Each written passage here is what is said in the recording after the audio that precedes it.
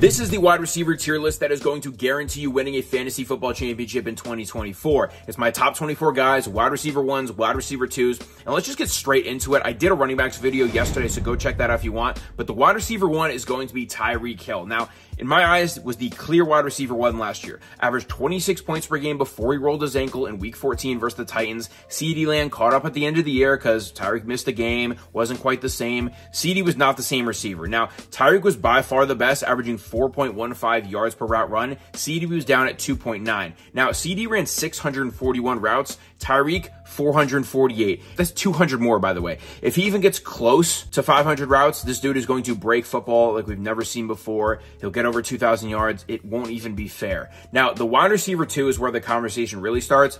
I actually have Justin Jefferson. I know it might be crazy, but I don't see a world where Kevin O'Connell changes his offense to fit J.J. McCarthy. I think they're just going to make it very pass heavy. Nick Mullins stepped right in last year, threw over 400 yards. Jefferson averaged over 22 points per game in the last 4 games last year when he finally got healthy from the hamstring, and even dealing with the backups was an absolute beast when he gets the chemistry with J.J. McCarthy, averaging over 24 points per game pretty easily. That means the wide receiver three is going to be CeeDee Lamb. They're all in the S tier. All of them have an argument for wide receiver one.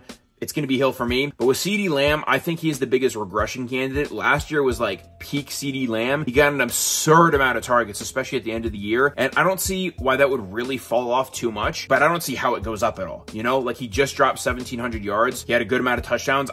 There's no way this goes up. He had an insane season. His efficiency wasn't amazing. And now Jalen Tolbert, Brandon Cooks, not many people around him to take away touches. I think he'll do very similar to what he did last year, but I don't think he has quite that 2,000 yard upside that I think the other two guys have. Now, the A tier is where it drops off a little bit. I have 2 guys in here. Jamar Chase is the first one. The reason he's not an S tier with the other guys is obviously Joe Burrow is dealing with that pretty serious wrist injury. He says it still hurts him to this day. He has to massage it constantly. It's kind of like tendonitis in there where it just doesn't really go away. The grip strength isn't the same, not as strong, not as mobile. It's in the throwing hand for Joe Burrow. I think this is like genuinely really serious. No quarterback has ever come back from this before because I don't think any quarterback has actually had it. There's a doctor on Twitter. I think his name's Dr. Jesse Morris. I believe he mentioned that like no quarterback has had to deal with this before. So I'm not really trying to find out what it's like with Jamar Chase, you know? I'll take him if he falls in the draft, but right now he's going over Jefferson, so I'm not going to be doing that.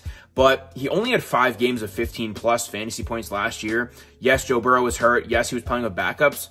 Jefferson played much better with backups than that. Like, I think it's pretty clear who the better receiver there is. I'll still take Chase in the top, 6, 7 picks. But the next guy I'm very confident is going to be extremely safe in the A tier. That is Amon-Ra St. Brown. He's going to average over 20 points a game, every single game, just doing his thing, getting, 7 for 86 and a touchdown every single time. Great offense, top 3 offense, I'd say. Number 1 receiving and scoring option in general there. It's just a good environment, and there's really no reason not to like it. And PPR, he's just going to catch a ton of passes. Just an ultimate safety blanket that I don't think has the high ceiling, but sneakily he had the 3rd most red zone targets last season at 25. So he does actually have a little bit of touchdown upside. I could see 10 to 12 at the highest. Now we get to B tier. This is where I'm going to start off with Garrett Wilson. I know he has not been what we've wanted him to be so far in the league. He's shown uber talent, right? But he's been playing with crap quarterbacks. I think we all understand that Rodgers is going to completely unlock him. I'm already seeing the clips from OTAs of Rodgers hitting him on some, no look, off the back foot, sick passes.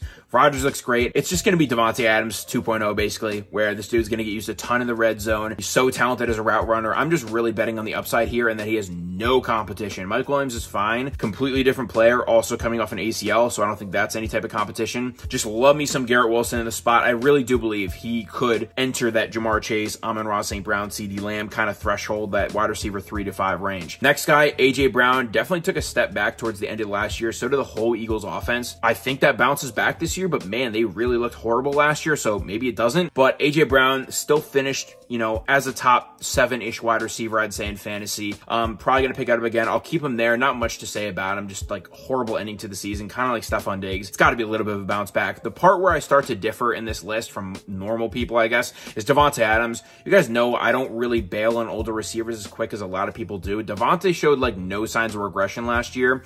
Aiden O'Connell's terrible. I actually do think that Gardner Minshew is a slight upgrade. He's going to at least get him the easy targets that he needs. Last year, they were really struggling with their identity, with their coach, with Josh Jacobs being super inefficient, with Jacoby Myers playing out of his mind. I don't think that happens again. Now they do have Brock Bowers, but I do think Michael Pittman the way that Gardner threw to Michael Pittman last year, got him just an insane amount of volume, is pretty much what's going to happen with Davante Adams, who's just a much better version of Michael Pittman, better route runner, amazing in the red zone. So I could see one of those seasons where it's like, 1,400 yards and like 12 to 15 touchdowns, kind of like he did with Derek Carr. Won't be quite the downfield presence that he was with Carr because Gardner Minshew just doesn't throw that far downfield, but he'll still get the work, especially in the red zone now that there's no Jacobs either. Lastly, to finish out the B tier, Puka Nacua. I'm lower than the market on Puka, I feel like I wouldn't take him where he's going in drafts around like pick 9 or 10. I always just kind of have this weird feeling there. But kind of all the guys in that range aren't that great. Pretty much, I think that Cooper Kupp is not actually done. I know you guys know that I'm a big Cooper Kupp guy. Love Adams, love these old guys. I don't think Cooper's done. He came into the year with a hamstring injury. He rolled his ankle like midway through. Both times, Puka immediately took advantage, got all the targets, really inflated his numbers. I think Puka takes a slight step back, but he's still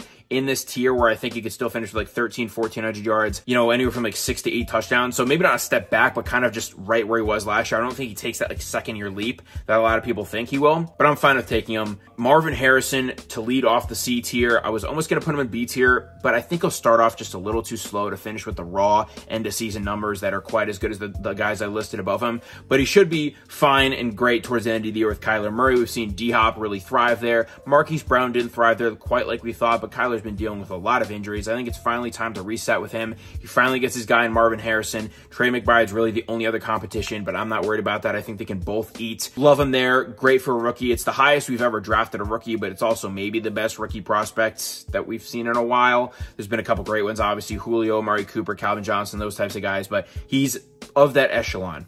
Now, next, Cooper Kupp, C tier. I know, I'm sorry, I have to do it. I love the dude, and I think he got really screwed last year with the injuries. I'm keeping him in C tier. This is an offense I want parts of just because they're going to be so pass heavy. They lose Aaron Donald. The defense is going to be worse. I just think he is still that guy. I know a lot of people are out on him, but I'm in. Next up, C tier, Deebo Samuel. I actually have him slightly higher than Ayuk, who is going to be later in the C tier, just because he did average more points per game last year, which is pretty sad, because everyone kind of thinks Ayuk had the better year, which he did. Not for fantasy, though. Deebo's just going to get those BS touchdowns around the goal line as the running back type role. He's going to get schemed up like 7 fantasy points a week for free, just stuff around the goal line and stuff around just the short yardage screens and stuff, which is so valuable, where I guess I'll just touch on Ayuk here too. Ayuk is just solely relying on downfield stuff. He gets absolutely no schemed up touches. It is such BS. All his stat lines are like 5 catches, 110 yards, and maybe a touchdown. And it's just not quite as consistent as that easy floor you get with Deebo. And I do think Deebo has that crazy like 35-point upside any given week. Ayuk sort of has that, but Deebo has that where he can do that like 5 times a year. So I just have him a little higher. Waddle's another guy similar to Cooper Kupp where he got like really screwed over with injuries last year. He was, I believe, like the 3rd most efficient by like every metric for wide receivers last year. But the problem was he kept leaving games playing like less than 70% of snaps in most games because he kept getting injured during the games. He got like on a crazy streak of just getting banged up. So I think that reverts back to normal and a great offense still. Obviously, he's going to be wide receiver 2, though. It's a Tyreek Hill, so I can't put him any higher. But he should have many more good weeks than he did last year. Pretty much a disappointment last year. Then we get to Mike Evans to finish off C tier. And with Mike Evans, I don't really see any reason not to draft him where he's going. Back end of the 2nd round, I love it there. Another 13 touchdown year is definitely in the cards here. Baker and him get a little more chemistry. It's not like Baker's an old quarterback or anything. They'll probably still be on the same page. I think Godwin gets a little more use this year, so maybe that takes away some, but definition of consistency. I don't even need to explain it. You know he's getting like 1,200 yards without even trying. He's a great red zone guy. That's C tier. Now, D tier is where it gets interesting. I'm listing the 3 Texans receivers in a row right here, and I'm going to talk about all 3. So Tank Dell is my number 1, then Nico, then Diggs. The way that ADP goes, Nico's number 1, then it's Diggs, then it's Dell. I'm kind of backwards on that. I think that Dell will start off slower, probably because the ankle injury, and maybe because he won't get as many 2 wide receiver sets because he's not the best blocker compared to the other guys. He's a little small, but maybe he can work over Diggs in that later in the year. But I think he'll start off slow, but then as the year goes on, he is the best receiver on this team, in my opinion. I think Diggs did take a step back last year. He's on a 1-year prove-it deal with the Texans. I don't think their plan is to keep him around long-term. They just give Nico the big contract. He's obviously going to be there. But the way Stroud talks about Dell, and the way that Dell came on last year, had 6 games over 17 fantasy points. He only played 9 games, guys. The way that Stroud talks about Dell, they're going to be the duo for years to come. He's just unstoppable in man coverage. You can't press him. Even though he's small, he's just way too quick off the line, kind of like Hill in the short, confined space. He's just way too quick. And just absolute specimen. I love his route running. I'm that type of guy who loves the route runners over the deep ball guys like Nico Collins who use their body more. Just an archetype I prefer more. So I got Dell, then Nico, then Diggs. I think Diggs mans the slot mainly. And Nico's mainly the downfield guy. So Nico will probably have a lot of games like 7 points and some with like 28 points. He'll be very inconsistent. Whereas I think Diggs will probably be around like the 14 points per game, like 12 to 14, like pretty consistently. And then Dell, I think, will be in that 16 to 17 points per game range on a medium projection. Of course, if they get hurt, anything get hurt, that goes way up. Then we get to player number 4 in the D tier. That's Malik Nabers. Terrible situation, but I think he'll get schemed up enough touches where this is just going to work. He's great after the catch, so kind of like that Debo type of usage is what I can see here. So he'll make a lot of things happen on his own. That's why I have him this high, but really I don't see like that elite ceiling just because the situation's so bad. It's so hard for a wide receiver to overcome that type of thing, but they should scheme him enough touches where he just fits right in on this tier. Finishing off with the D tier, Drake London. I'm not a Drake London fan. I've pretty much been out on him every single year because he keeps getting drafted too high. I'm out on him again. He's my wide receiver 20, but he's on Underdog Fantasy, the wide receiver 10. I don't get it. I get Kirk Cousins is there, but this dude averaged 11 points per game last year, and the year before, I believe, it was like 9 or 10. I get they barely passed it all with Arthur Smith, terrible offense, and Kirk is much better. I totally get that, but do we realize like how much he has to jump up to get to that wide receiver 10 status from averaging 11 points per game? I mean, it's really big. And I just don't know if he's that type of wide receiver. As I said before, I like the route runners a little bit better. He's actually, for a big dude, like one of the better route runners, kind of on that Mike Evans trajectory where like he can get open, but I just don't see him having that like full-on ceiling. And I still see some downside here. Bijan's there, Kyle Pitts is there. That's pretty much what my thoughts on him. Then we get to the E tier, finishing off with these last 4 wide receivers. DJ Moore and Keenan Allen, I paired up together. I'm going to talk about them together. Keenan Allen, #1 wide receiver last year on ESPN's Open Score, which is like a measurement of how open you are in your routes. It's a route running metric kind of thing. The dude was the wide receiver 3 in points per game last year. He would have probably finished as like the wide receiver. Yeah, he would have finished as the wide receiver 3, maybe even 2 over CeeDee Lamb or over Tyreek. I don't know if he didn't get hurt for those final couple games. The dude was absolutely balling out. And obviously downgrading the situation, Caleb Williams is not going to be Justin Herbert in year 1. Plus now he has more competition with Odunze and more.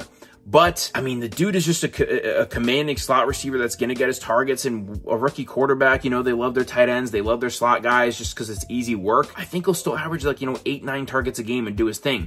DJ Moore, a little bit more inconsistent. He'll have some games of, 5, 6 targets, some games of 12, and where he goes downfield and has a good run after catch here and there. I have them in the same tier, completely different types of players, but I don't think it's correct that Keenan is going like 20 picks behind Moore. Then I have Michael Pittman Jr., basically exactly like Keenan Allen. Little worse talent for sure, but he's just going to garner so many targets. The problem is Anthony Richardson's very inaccurate in the short range, so I don't think he'll be as good as he was last year with Gardner Minshew, which is why I have him at wide receiver 23. But I'm fine drafting him. He's going a little too high for my liking. At pick 29 is about where he goes at Underdog, and I just prefer drafting Kupp, who's going at pick 35. But I'm fine with him. You know what you're getting. Not a lot of upside, not a lot of downside, just consistency. If that's what you need in your team, grab him. Then we finish it off. I had a lot of different guys for the wide receiver 24 spot. There's Olave, there's Devonta Smith, DeAndre Hopkins, Amari Cooper, and T. Higgins, but all those guys have a lot of flaws. This guy has a lot of flaws too. It's DK Metcalf, but I think he is the most upside with the coaching switch from Pete Carroll. Now they have more of a pass-happy approach where I think that he's going to hopefully unlock his true ceiling, because man, he's been getting pretty screwed these last couple years with just having to thrive off efficiency, having to win in some like horrible schemes where he just has to go beat a DB one-on-one. He has no help, no schemed up plays. All the top guys have schemed up plays to get him easy touches. He pretty much has none of that. So hopefully that changes this year. I still think Lockett is going to do his thing, be very good, but I'll put DK up this high because I do think there's a little bit more of a ceiling now if the Seahawks really start chucking it. That's my wide receiver tier list, the top 24. I'm going to update this weekly or every 2 weeks on YouTube. Next video is either going to be tight ends or quarterbacks. I already did running backs, so check that out. I'm also doing teams as well. So leave a like, leave a comment for what you guys want to see next, and I'll see y'all in the next one. Peace.